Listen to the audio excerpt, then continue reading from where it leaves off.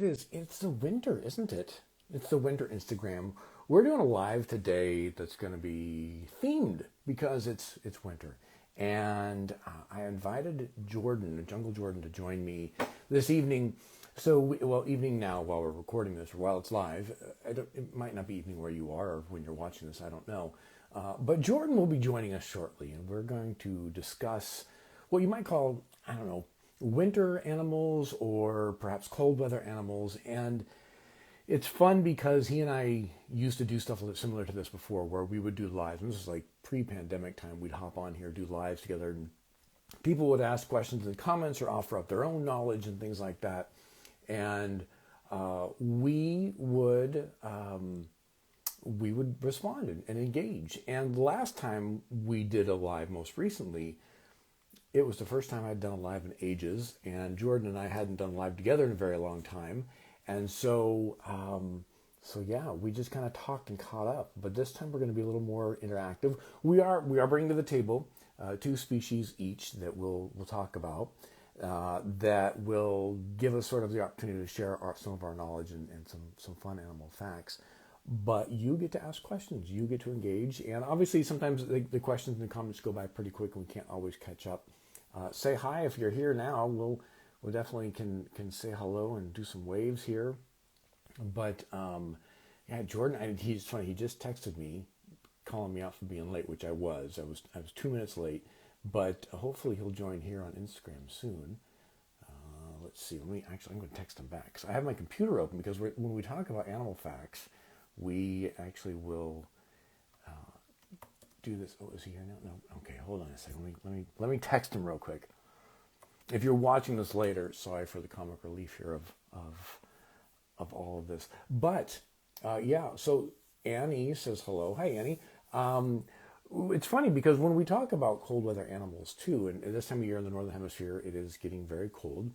We often think of the very obvious snow animals, but I think today we're not gonna talk about. Well, there's one that I have that I'm bringing to the table that is a little obvious, but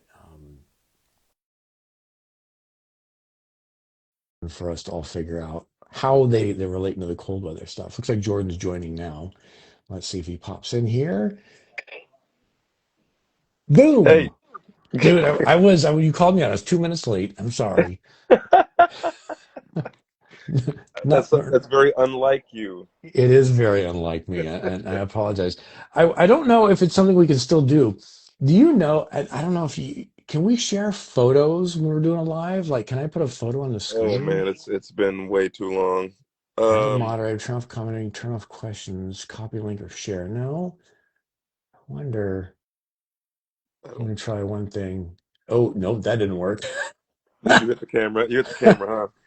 Yeah. All right. I guess it doesn't look like we can do that anymore. Because what I was doing, the reason I was late is I was trying to do some quick pictures of the Photos, huh? animals we're talking about, so we could share it with our audience. But they'll have to Google it and look it up later. So Yeah, yeah. So that's what I guess I'll have to do as well. Which is fine. I'm that's all right. prepared. That's all right. Okay. So do you want to go first? Do you want me to go first? I was telling everybody that you and I kind of came up with this fun idea to talk about winter animals, and some may be obvious winter animals and some may not be. Hmm. So, so do you want to go first? Do you want me to go first? We No, didn't talk go about ahead. this Go part. ahead. All right, all right. And I did tell people too that I want to do this more like we used to do, where there was interaction. People could say Yeah. stuff in the comments, and we'll try and reply. Obviously, keep it appropriate, people. We don't want to be inappropriate here.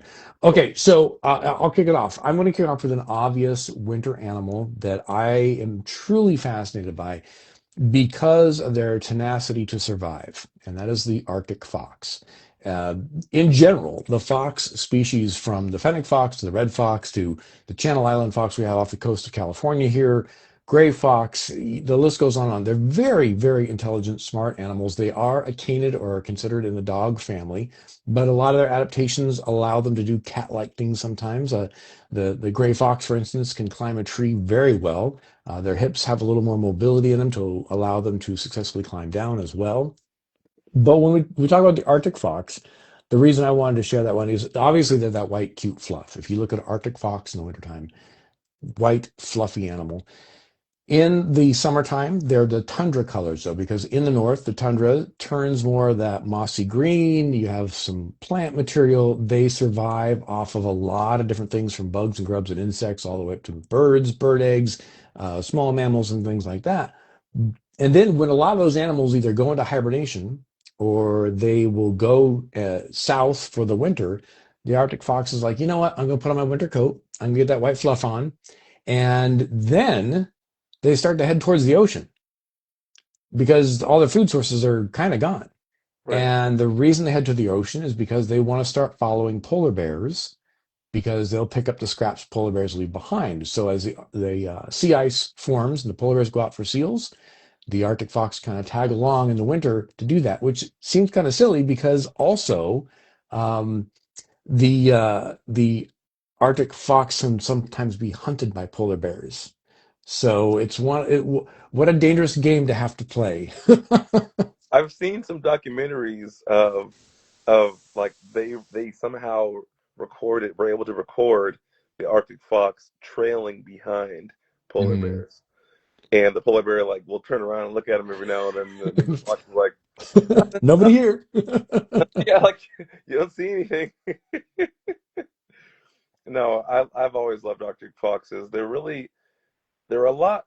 Are they one of the smaller of those of the foxes? I Um, have only worked with I worked in a habitat adjacent to the Arctic fox. I didn't work with them directly.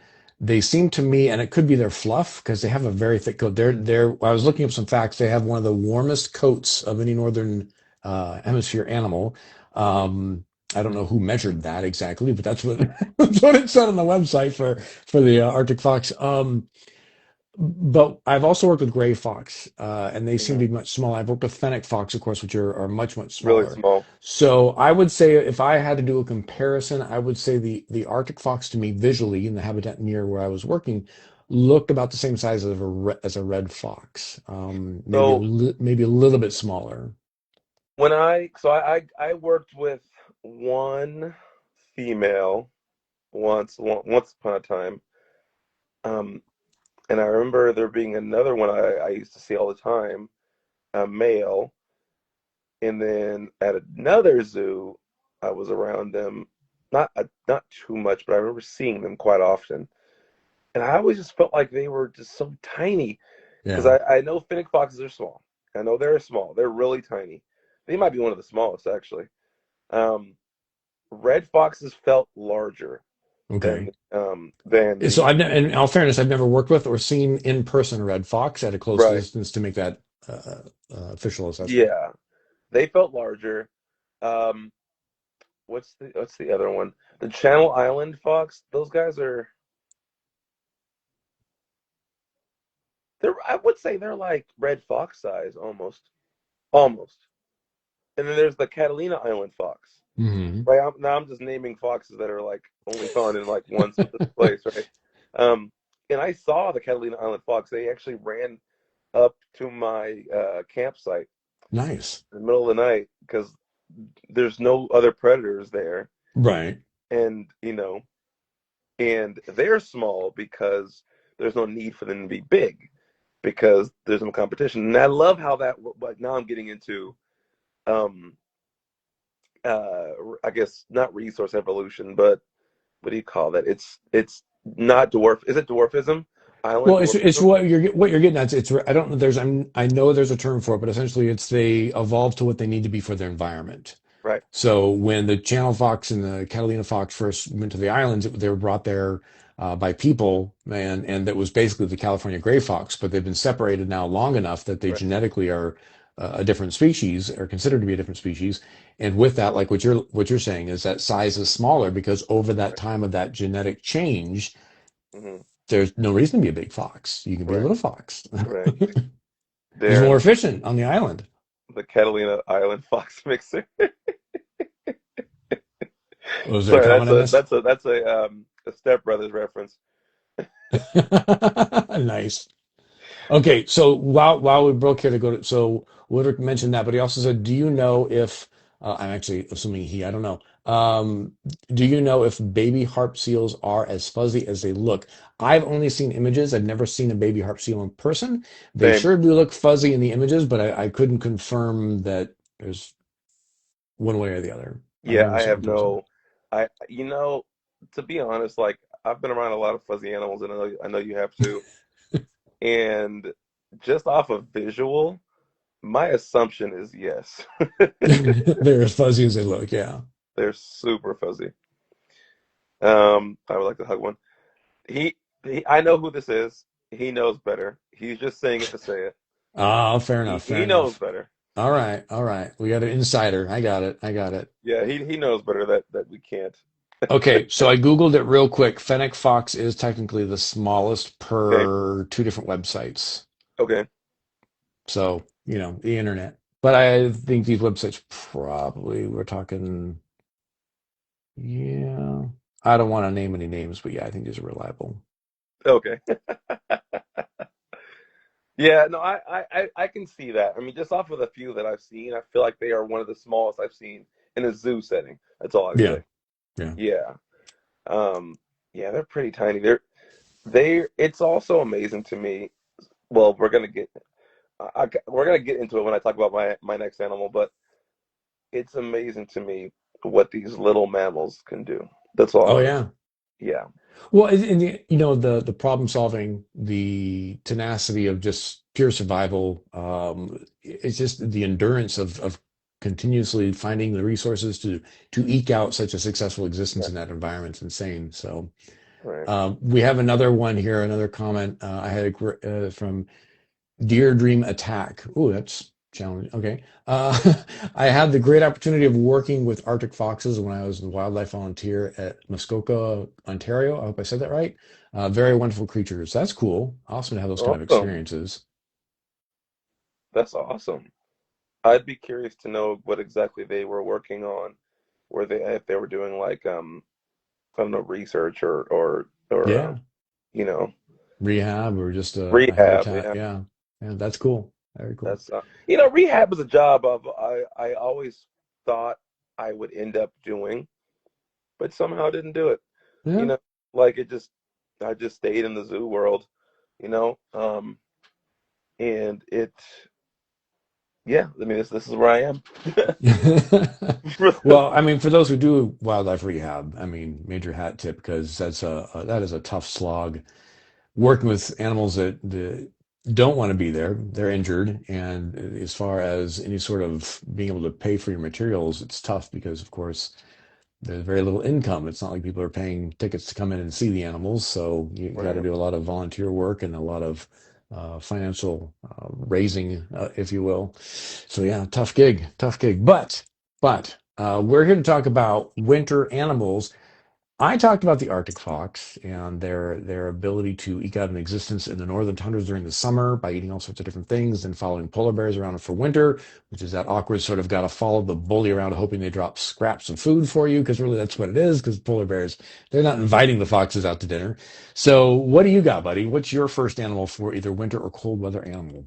So my animal, I feel like people don't expect to be a cold weather animal. Um, a lot of people assume mammals in hibernation with cold, Right. right? Typically, Yeah. that's what they Yeah. think, right? And this animal is unsuspecting and very small. It is a long-tailed weasel. Nice. We have them right here in Washington State. Um, and actually, real quick before I keep going, Darren, yes, that is the answer. Yes, lynx could be considered winter animals. I love them. They're fuzzy, right? You got to think about all these winter animals. They have special adaptations to let them survive in the winter, right? Now, the long-tailed weasel throughout the normal part of the year, every other season that's not winter, they're actually brown in color, right? And just like your fox goes through that seasonal change, and they're usually what they're Yeah. gray, right? In the summertime and stuff. Sometimes I thought I've seen some are a little bit of a brown tint to them, aren't they? Yeah, there's some imaging of them also like a mottled color, so not like a solid color, but sort of a mottled Yeah, mix of browns and grays and even a little bit of whites in there too. Yeah. right. Um, so with this Louisel, they're like, let me see if I can find a photo real quick. They're like a little bit of a brownish with like a creamy underbelly. Let's see here. They're ridiculously cute. I mean, Here, yeah. So let me show. So this is it's my camera around. So that's what they look like here. Look at them. I know, Adorable, right? right? Now the thing is about this thing, you wouldn't expect a cute little face like that to be the one of the most tenacious carnivores and predators that exists, right? Yeah. So they're amazing, right? So that's I'll get into that in a second. But that's what they look like during the rest of the year. In the wintertime, they look like that. Look how cute. I love it. I love Aren't it. they adorable? So they're really cute. That's what's they so basically they go through that seasonal change, right? To be able to blend in better with their surroundings. So like the obviously there's a lot of snow around, right? And they surprisingly are insanely active. They don't hibernate, right? They're up and active Right. throughout the entire year. And they are needing to basically eat up to a third of their body weight every day in order to stay warm. Well, the good news is they're kind of small. So there's that, but still that's a lot of food for, I mean, you still the ratio. Like, could you imagine having to eat that much food every day? That's too much. That's a lot of food. That's too much. We would our bodies would just blow up. Um, so they're nonstop moving, right? Yeah. And typically they eat basically anything smaller than them. So small mammals like rodents, birds, um, and some insects. So they have to just continuously eat and eat and eat. You got to think about all these animals. Like a lot of the mammals are hibernating. You know, um, all So the what, insects. A lot of insects die. yeah, like I mean, there's a few other animals that don't hibernate, so I'm guessing that they're just like the biggest, meanest guy in the neighborhood that time of year. It's just like they're eating everybody, the few that are Pretty left. much. I saw my first one ever. It wasn't winter. It was like spring. I saw one cross the street on like it wasn't really a highway. It's just like a back road um that's like goes through this area called Newcastle. A lot of Hmm. in Washington, lots of trees. Um, still considered a city, right? But there's a lot of trees around, and there's the Cougar Mountain is nearby. I was on my way to work, Hmm. and I just was driving, and I'm like, long little thin little thing hopping over the street. I was like, wait a minute, is that a weasel? Like I've never seen a weasel before in real life, and I was like, what? There's one right there, and it was super cool. And matter of fact, at my job, I found on Cougar Mountain, I found weasel kills, like Ah, weasel leftovers. right. So they go after The bunnies. scraps. The scraps, they go after the bunnies. And Wait, and oh, I I've always go, seen footage of these guys, and these bunnies are like twice their size or they're bigger. And I big. guess, yeah, and the fact that you think about it, like we think about like it's going to jump on it and bring it down. How does something so small bring down something so much bigger than it? But it goes to that tenacity and that nonstop and that the power of the bite too. I remember reading that they have a very powerful bite where they obviously go right in for that vertebrae and try to separate it. But man, yeah, that's insane. Very strong animals. You should do a video and look for one. That's my plan actually, because I need to get back to those kind of videos where I used to like go in nature and Hmm. look for things. I'm not the kind of person that's going to be grabbing and holding on stuff and like, look at this, guys. Like that's not my Right, style. But I can right, right. look for things, right? Um, are they related to the pine marten? Uh, well, I know the long-tailed weasel is in the mustelid family, which is a weasel family. I'm Right. almost certain the pine marten is also in the weasel family. Yeah. Yeah. So Mustelidae, they are related, which is why like all that whole weasel family, they all kind of look the same. right? They all have those really lanky, thin bodies. They're And fuzzy slinkies. Just say it. yeah, slinky. It's a fuzzy slinky. They're slinky. They're very slinky. Like the way they move, like they're very slinky. Hmm. And their bite force, all of them, every last one of them, strong bite. I tried to drink a third of my body weight at the bar the other night. Those LA zookeepers, man, I tell you. Wait, is that Mike? Yeah, I think It so. is Mike. Oh God. Oh Mike, what a goofy. I'm No, guessing I it didn't go love. so well, huh, Mike? He's right. I probably would die. No, I love the long-tailed weasel.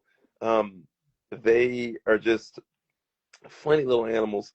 Um, so they're one of my picks for winter animals because they have this insane coat as well. So like they have it's not as thick as the fox, right? They Right, actually right. don't have the greatest, right? So they have their fur is not like hollow and like thick like the fox. So they actually have Mm. poor insulation. So they're constantly generating heat, which is why they have to That's why continuously they eat so much, right? Yeah, that yeah, metabolism, yeah. yeah. So yeah, I they're want, I've got to deep dive into this, but sure. I don't know the answer to it, but I am curious if anyone's done a study. What is the process of either hormones or chemicals or what happens in the body of these animals, like the Arctic fox and like the long-tailed weasel, that obviously the seasons change and trigger the hair change. But what is that? Like what is it? Couldn't What tell is you. the process of the physiology in the body? Like not what triggers it, but then what actually happens that you have a complete change of coat and coloration. And I mean, we anybody who's got a dog or a cat at home, they know that as the season changes, they'll blow coat in the spring, meaning you go to pet them, all of a sudden you get a handful of hair, but the full color change too. That just fascinates me, and I'm gonna have to Well, deep dive into that when we're evolutionarily, done. if I have to use my thinking brain here, You don't have to. evolution, right? I assume the triggers would be right, uh, environmental, Right, right. right? Obviously, but now I'm wondering, is the body saying, "Hey, right, create this fur, right?" And it just happens to be a certain color because I don't know, like evolution Well, is so strange. it would make sense, right? Like if your ancestors were a red fox and they got a winter coat that came in even brighter red, odds are they're not going to be able to hunt very well, sneak up on their food, and the predators that would want to eat them. So survival goes away a little bit when you stick out like a red thumb, pun intended. So those who evolved with ancestors that in the winter their hair got lighter, they're blending in their environment, they're going to survive better. So those genes get passed along. Like that part of it, like, okay, I get how Well, that's we ended easy. up here, Yeah, right? But what is it that triggered physiologically what happens that changes the hair color in the sense of like, no idea. is it a different follicle altogether that produces a winter coat versus the summer coat? That's why or is it something in the follicle changes with the pigmentation as the season changes? Like that type of stuff. That's why I'm like, oh, No, what? that's like impossible to not. Well, sorry, that's not impossible to understand at all. But that's like for me, I have no idea, and Right. that's No, and like I've always yeah, wondered about that. that's what I've I'm always wondered saying. about it. Like that is something that I've thought about with what was the animal I used to think about all the time with that? What not no the well the reindeer I guess was the one I always think Mm, about were reindeer because they have two coats, right, two main coats. right. In the summertime they have 4,000 hairs per square inch on their body. In the winter they have 17,000 hairs per square inch. So they have the overcoat and undercoat, and right, and winter Hmm. coat is more white, right, just like the Yeah, fox, yeah. just like the weasel. And then the summer coat is more dark brown. And like you're saying, like how and why. What's the process? I want to know the Nobody knows. physiology. All right, what you got? What's your next one? Okay, wait, we Any have someone questions who says, for as a Cody? vet student, I want to say it's related to the melatonin and light exposure. Yeah, I mean, There's got to be something in the season change, light exposure, all of that. The amount of light in the day starts to trigger certain things we know in bears to trigger hibernation or trigger eating more. Plant change, everything triggers all this stuff. So, but I don't know if anyone's actually studied what happens with the Arctic fox or what happens with the long-tailed weasel. But yeah, I So think are you're you onto something there. saying, but is there more light or less light? As we head into winter, there's less light Okay, so what if you're in? for the northern hemisphere. Okay, there we go. Thank you. I was just thinking, what if you're in? Well, I guess that wouldn't matter. Right, because there aren't any Arctic foxes in the Antarctic. Otherwise, they'd No, be called you're, Antarctic that foxes. that wouldn't matter. Okay, never mind then. I guess But it's still that's it's ponderous, right? yeah, It's it's so curious. interesting. Like I would like okay, Australia's got all sorts of zoos. There's the Auckland Zoo in not Australia, New Zealand. New Zealand. Thank you. Gosh, my brain kept going to New Guinea. I'm like, it's not New Guinea. Why am I? Thank you, New Zealand. Yes, so they're in the southern hemisphere. So if they like in the U.S. we have animals from all over the world in our zoos. If there's an Arctic fox in an Australian zoo. Hmm. Do they go white? I would assume they would go white in what is their winter time, which is our summer, Hmm. right? Because I mean, I'm assuming it's going to be tied to the season change. But again, it's like, what's the physiology within the animal that is producing these different colors and these different coats? So that's that. Yeah, We could that's we could noodle this all night. yeah. I'll Well, move yeah. on to the next animal. Okay, because I'll keep thinking. I I'll know, keep no. Maybe theorizing. we'll have to do a follow up. We'll have to do a part two. Why hair changes? Okay, so you had mentioned with yours that and even with the Arctic fox I mentioned too, they don't hibernate. They stay awake and they do their thing for the winter. I found an animal that I didn't even really know much about until I started poking around different fun facts about winter animals. The Arctic ground squirrel. It looks Oh, like a prairie dog with ground squirrel coloration. are they in And Alaska? they're all in the northern hemisphere. Yeah, so Alaska, northern Canada. I think they're in Greenland. Either way, what is really cool about them is if researchers are still trying to figure this out. They, as they're hibernating, their body temperature will drop down to 28 degrees Fahrenheit below freezing. So 32 Fahrenheit is freezing, 26 to 28 Fahrenheit. But while hibernating still, their body starts to quiver until it warms back up to around 90 something. And then it starts to cool back down all the way down to below freezing. Their heart rate will go down to 1 beat a minute. And the reason everyone is trying to figure out how this works is because, of course, below freezing, your organs, all the water and moisture in your system technically starts to crystallize. Now, there are some reptile species. There's a frog, I think it's the wood tree frog. The wood frog. Yeah, that freezes like solid and just goes off the off the charts altogether, like nothing's happening, and then Mhm. their heart starts again in the spring. They don't quite do this, but it's still fascinating, and it's believed that has to do with how their body processes nitrogen in the bloodstream, which allows them to go to a sub-freezing temperature for short periods of time while hibernating. And get this. They'll hibernate, adults will hibernate from August to April. We're talking about 8 months or more of hibernation. I like sleeping in, but that's a bit much. I That's mean, a long. That's that's a a lot long. because they're so far north. Now, the kids that are born that year, and usually in June is when they pop out, they don't hibernate until later in September because they need to resource gather and grow more before they can drop into this, which makes it more challenging for them to survive their first year because they're out and about when the elements start to really turn bad and food is scarce, where the adults are like, I'm just eating all the time. This whole time I woke up in April, I'm eating nonstop till I fall back asleep in August. So I learned something new from our decision to do this. I had no idea there was an Arctic ground squirrel species, nor did I know there was a mammal that could sit there and drop its body temperature to a below freezing temperature for a while before it quivers to warm itself back up. So I only heard about that species. I didn't know anything about them. I didn't know they could do that. I That's did, yeah. that's And I insane. double checked. I double checked my resources. And okay, this could be just like the internet thing. I went down and there was the Alaska state website. I went into the U.S. Fish and Wildlife website. Checked a few other resources that confirmed all these numbers were confirmed across the board on how long they hibernate for, the temperatures they endure, and the assumption around the nitrogen balance in the body. So pretty freaking fascinating. That is so. So wait, do you call it okay with them?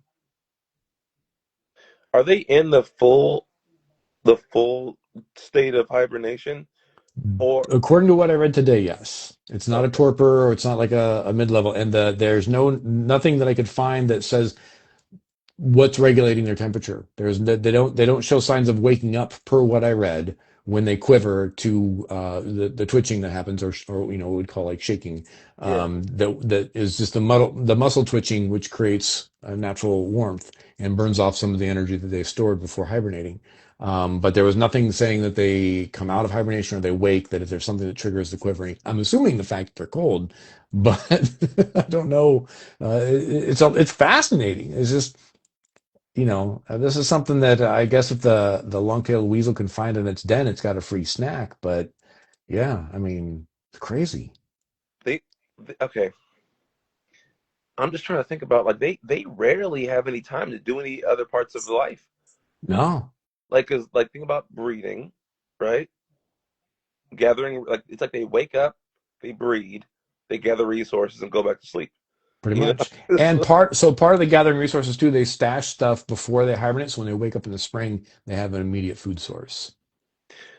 that memory is also really impressive too. Then I mean, rodents, right? They do that, there, yes, like it's very impressive. Wow, that is okay. So when I think of ground squirrels, right? We have some here. You guys have sure, in yeah, California. yeah. Like, The what ones are down in the they? Southwest here are a little scrappier than the ones up north. Right, right. Yes, that's what I've heard. That's what I've heard. So what are they doing? Like, did they have similar But processes? down here, they're having burritos, man, on the beach. They're fine. It's like we don't have a real winter in San Diego, Right. Okay, I didn't even think about that. I that even phased me because I'm up here. So right? so they're not. Yeah, they're probably just. That's another concept I'm always curious about because it's the same type of animal Hmm. in a different region, different location. Sure. Yeah. So that they don't have to do things like hibernation or or torpor or anything Hmm. like that because you have resources pretty much all year, Right. right? Yeah. You don't hit freezing temperatures. Huh. I rarely think about that. I tend to forget about like when until I start thinking about it. You know, like I rarely debate that or rarely talk about that. I'm like, oh wait a minute, Wait a minute. yeah, they don't have to worry about that. Or like, okay, another example here. Uh, well, I guess we can deep dive into the desert versus so one extreme to the other extreme, cold, Right. hot. Um, that is so interesting to me. 20, you said how many degrees? What's everybody It doing? was 20. They can get as low as it's been recorded as low as I think 26 degrees. Let me double check here. And that's Fahrenheit. On the wrong page. Hold on. They pup in June. They're active from April to September, August, September. Adapting to the Arctic. Where was that? Oh, come on. National Park Service, help me out here. I mean, because they're pretty much just like it. Because you said the metabolic rate slows down like This tremendously. okay. So according to Fish and Game, Alaska Fish and Game, it's 27 degrees Fahrenheit Okay, is their body temperature, not the temperature that they're in, but their body the temperature. body temperature itself. Body temperature. It's freezing. Like as in most animals, you're dead. It's You're like a popsicle. it's literally freezing. Are, Yeah, that's are below they freezing. mammal? They Known to are be. true mammal. I don't know, man. I don't know. Like I said, I did before today. Like I sat down after lunch. I had a meeting, and then I sat down after lunch. I'm like, okay, let's just start poking around at cold weather animals, see what I want to talk about. And I love the Arctic fox. So that was the easy pick. And then I came across this guy. I'm like, wait, what? So yeah, I'm learning. I'm learning as we're talking about this. I don't know if there's any other mammals that endure that kind of body temperature, not exterior temperature, not environmental temperature, Internal. but this is their body temperature. Yeah. That is insane. Okay, so yeah, for you guys that are watching, um, You guys that are watching us geek out about this. right? Okay, so here's the thing, Rick. I think you and I, we are forever students. Yeah. We are always learning, and we educate people all the time. Right? This is what we do. It's for a living, right? This is what we do. Yeah. But we are also constantly learning. I learn something new every day. Like that was something fun for me. Like you see how like that's gonna stick in my head forever. You know what I mean? Yeah. Like my brain I'm is right there with you, man. it's wired specifically for animal information. I couldn't tell you how I forget what I had for breakfast. I can't But even remember that stuff if I don't write it down for the grocery store. I'd be like, I was just in my kitchen. I know it's not there, but what right, was I supposed to what did I get? eat? So but this animal stuff, I keep it. Yeah. Bradley Thomas said bats do question mark. I don't no, I don't think their internal temperature goes to 27 degrees Fahrenheit. So on a quick random Google search, coldest mammal body temperature, Arctic ground squirrel comes up right away. At this one, this here says 26 degrees Fahrenheit, but then echidna comes up at 89 degrees Fahrenheit. So Well, it's a lower body temperature, but lower. I'm trying to see if there's anything more. Arctic ground Yeah, squirrels, like the first talking about, several, talking about Arctic ground squirrels. That's good. That's cool yeah. too. So it's their Ralph claim. Norman, It's their claim to fame, man. did I meet Jordan? Did I meet you at Zoo Miami? Let me look at your profile picture. Sorry, I don't. Maybe you did. I can't recognize your face. I'm sorry, it's too small. Um, Very likely I was there. I was there at the beginning of this year, back in February. Yeah. And you're famous, so you know. Stop. Haley, yes, we are. We are talking about the Arctic ground squirrel. Part of our theme today is cold weather slash winter slash animals and cold. And I brought up the Arctic fox first. My good friend Jordan here brought up the long-tailed weasel next. Both of those switching their coat color for the winter because they're awesome. I brought up a hibernator who doesn't switch his coat but pudges up for the winter and then goes to sleep for a nice long time and has a cold body temperature. What's your next animal, Jordan? My next animal, yes, I did work with rhinos. Uh, my next animal actually is another animal that does not hibernate. It is also a mammal. We probably should have picked non-mammals, shouldn't we have? Well, I mean, I sure they could do like the tardigrade or the water bear. They can hold cold temperatures in space, but I mean that's everyone knows that. Yeah, I don't know. We didn't really decide picking mammals or No, not. I did consider the snowy owl, but I figured that was too much of a give. Like I was like, but well, they're kind of interesting too because they're like diurnal and they're on the ground a lot. We don't really associate that with right. owls. But I'm getting on a tangent. Please tell us more about your next animal. Okay, sorry. My next animal is not a hibernator. It is also one that I feel like would surprise folks. You can find them all over North America.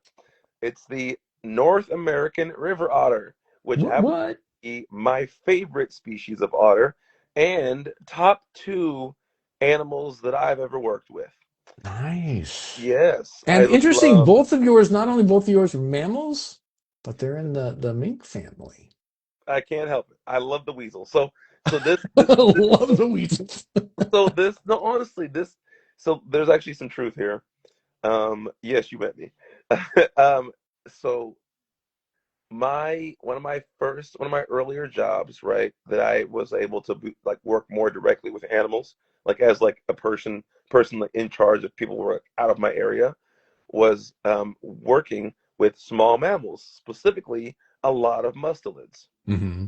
and animals who were considered mustelids at the time, who are no longer considered mustelids, which is crazy to think. It's only been 10 years, or not. Yeah, it's been. Oh gosh, that was 10 years ago. Oh wow. Okay. Wow. Oh, wow. Um, Skunks are no longer considered in the mustelid family, Right, which at the time we thought they were. right. But yeah, so back then I worked with fishers, the skunks, uh, Wolverine, and what was the badger was the other one. That was an otter. Those were the mustelids. But then there was some rodents, porcupines and porcupine, beaver, and then a raccoon was just thrown in there. So, I mean, because it's a raccoon, right? They show up. They do so things. apparently, also once upon a time, they thought raccoons were in that same Oh grouping. yeah, yeah. I Right, think I remember from when I was a kid and I was obsessing over animals that raccoons were considered in the mink family. Mustel. I can never say it right. You say it, mustelid, please. Thank Mu- you. yeah, or mustelid.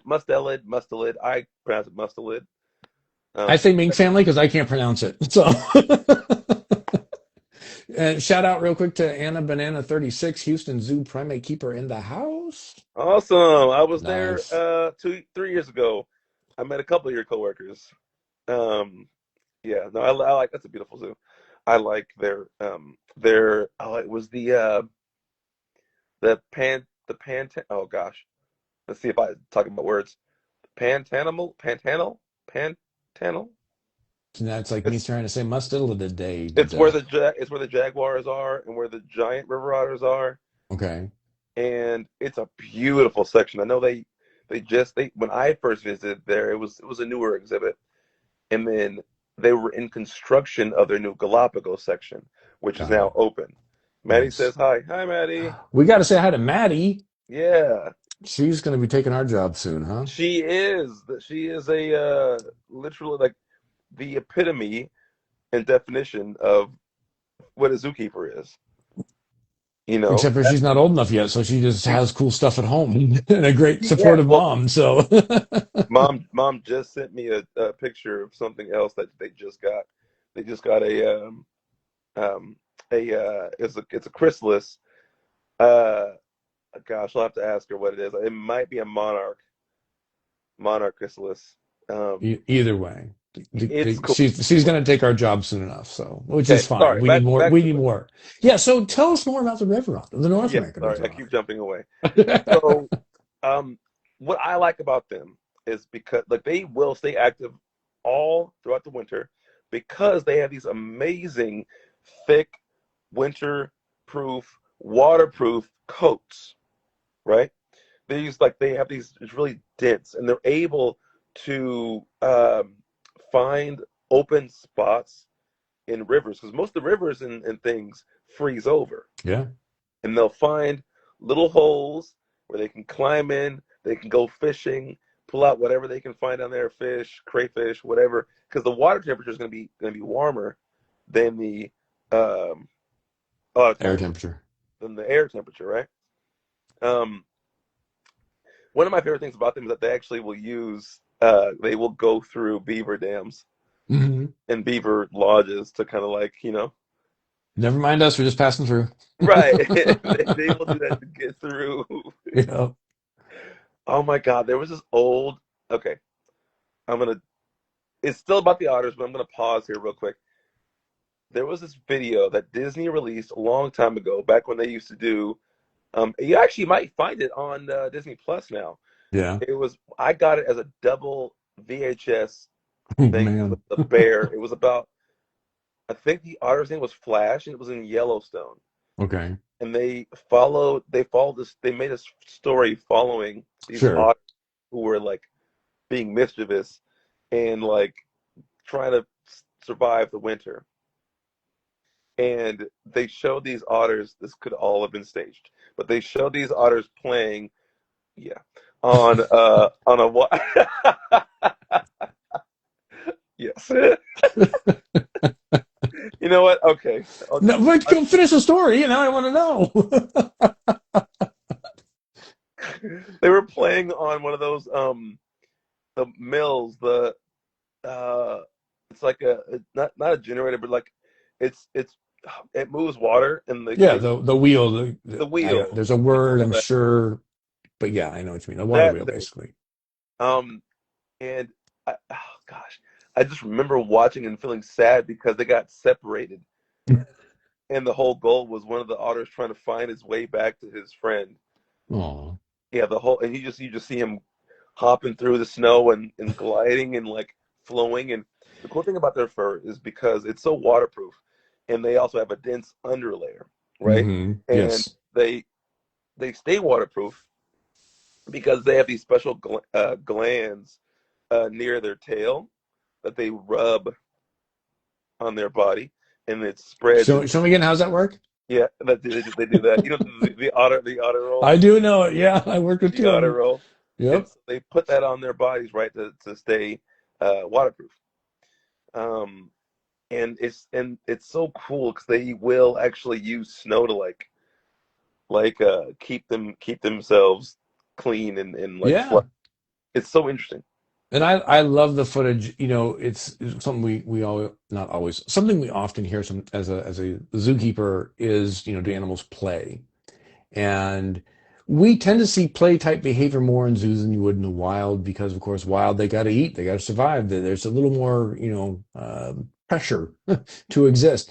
But there's plenty of footage out there of animals playing in snow, and I can never not watch otters because even they don't even need a slope because their coat is so slick. They just get a little fun mink gallop going, that slinky bounce, and then zing, and they just keep going. And then they'll like occasionally like just kick with their feet to keep it going. You know, You know it's the like funniest part about that, you know, even though they're playing, they also there was also research saying that they also use it as a way to conserve energy. right, it's more efficient. Yeah, yeah. hmm So, but I mean, even still, they're 100% playing, unless they're actually trying to travel somewhere. Well, Then yeah, I mean, it could be, you know, some of the footage we see could be for travel, but when you see them like going down a slope and then they gallop back up and go down oh, it they're again, you 100% know, or they're just messing with each other and there's no like end goal to get to the water or get back to the den.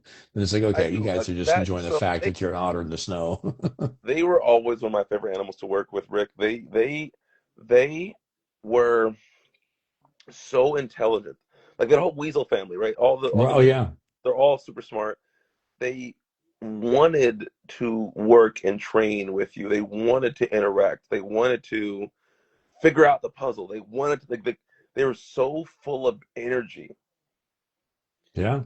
and they just don't stop until they just conk out, right? So they have nap time. But their metabolisms are so crazy. They have to constantly eat. We would feed them 5 to 6 times a day, Yeah, you know. And that matter of fact, we would spread it out sometimes as a form of enrichment to make it even more of throughout the day. course.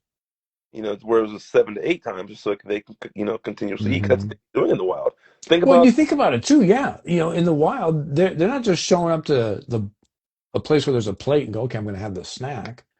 They gotta catch fish. right, Fish aren't slow. Fish don't want to be eaten. So right, there's lots of places for them to hide in the river, you know. So you got to be smart. You got to be fast. You be able to problem solve, anticipate where a fish is going to go or not go. I right. mean, you. So then you bring that into the zoo environment. Yeah, you need enrichment. You need lots of different feedings, things for them to do, problem solving. You know, it's they're truly just awesome animals. Can I throw in a what do you call it? Like a honorable mention? No, I'm sorry, we're out of time. Okay, cool. Um, What's your honorable mention I for want to our winter cold weather animal Well, I wanted to topics? throw in, since we're talking about, I'm on the weasel theme. I want to Okay. talk about the fishers. Yeah. People often uh refer to them as fisher cat, but they're not a cat. They Mm-mm. are in fact a weasel. Yeah. They are a large. You know what? Matter of fact, yeah. Let's find a photo here really quick. They are a large weasel. So that's the first thing people type in fisher cat. No, that's not what they are. The males are much bigger than the females, and the females, matter of fact, this might have been at my old zoo. Let me see. Yeah, it looks like it is. This photo is from Wikipedia, but this is definitely a photo from my old zoo. I'm fairly certain. Nice. Yeah. The females have really slim heads and faces, whereas the males look like this, really fuzzy, really Mm. thick coats. Um, so just picture a long-tailed weasel, but larger. A lot larger. A lot larger, and they are tough. They make these insanely scary sounds. They're like, imagine a chihuahua that you're actually scared of. I would go so far as to say Chihuahua attitude, Rottweiler body. Oh, 100, yes. Oh, Because not that they're not as big as a Rottweiler, no, but no. in the weasel family, the mink family, we see the muscular ability to do things that other animals that size can't do. So yeah, they're not as big as a Rottweiler, but the idea of that mentality of that Chihuahua, I'm going to just tear you up, but then actually having the ability to do it. No, that's just about every animal in that grouping. I don't want any issues with. I, No, no, huh? I don't want any problems with any of those animals, like the badgers, the wolverines. Wolverines are actually very sweet. They're a highly underrated animal. Um, you know what? Yeah, my I'm just gonna pick today. Muscle is for my that is my We animal have today. we have You shifted know? topics officially from winter cold-blooded animals to everybody in the mink family. No, they're great. Uh, says maybe like a Tasmanian devil sound. Actually, yes, but more high pitched. You can Google. So they live all over North America. Well, specifically Pacific Northwest and Canada, and then over They east. used to have a much wider territory. Yeah, Unfortunately, they they have live suffered quite a in bit. But uh, yeah. the East Coast has them, and they're often more Hmm. called fisher cats over there. You should look up a video of Yeah, I'm sure you could fisher. probably find. Yeah, Um, in fact, just as I scroll down here further, there are some videos. Yeah, I'm sure if somebody wanted to Google what does a fisher mammal sound like, say mammal, not because otherwise fisher cat might come up. So say fisher mammal, and you probably come up with something. But they're freaky. No, anyways, sorry. pretty awesome. Pretty well. I like your honorable mention. I like the animals you brought to the table, sir. I appreciate everybody who joined us this evening and piped in the comments and said hello and offered up a few things. Um, yeah, other than that, buddy, I think it's we're almost an hour here, so that's a Look at pretty good session. Pretty good session. yeah. I love these so much. It gives Me me too. keeps my my animal love going as always. I don't think I'll ever lose my animal love, but this just makes it happier. Right, exactly. It just drops us right into that zone that we were born into. I mean, good stuff, buddy. Good stuff. Appreciate it. Well, we'll be talking soon. I'll jump off so you can do your sign off. Nah, it's all right. I mean, we'll sign off together. Just say have a good one, everybody, to everybody. Have a good one, everybody. To Have a everybody. good one, everybody. Take care, Bye. man.